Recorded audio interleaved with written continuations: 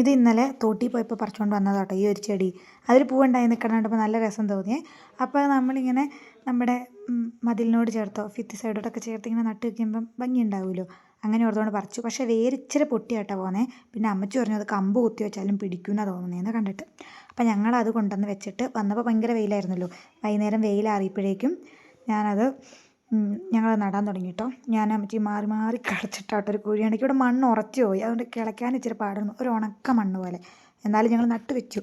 എന്നിട്ട് വേറെ വളമൊന്നും ഇട്ടില്ല. അതൊന്ന് നട്ട് കൊടുത്തിട്ട് നനച്ച് കൊടുത്തു. ഇനി ഒന്ന് കമ്പ് പിടിച്ചിട്ട് എന്തെങ്കിലും വളം ചെയ്ത് കൊടുക്കാമെന്ന് ഓർത്തു കേട്ടോ.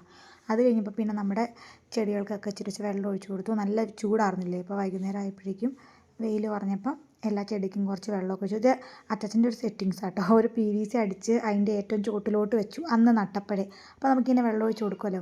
അപ്പോൾ അങ്ങനെ അതങ്ങനെ സെറ്റ് ചെയ്തു. പിന്നെ അതിന് കുറേ പുതിയ പുതിയ ഇലകളൊക്കെ വന്നു കേട്ടോ. ആ ചുമന്ന ഇലകളൊക്കെ നമ്മൾ മേടിക്കുമ്പോൾ ഇല്ലായിരുന്നു. ഇത് ഇന്നലെ വൈകുന്നേരത്തെ വീഡിയോ ആട്ടോ.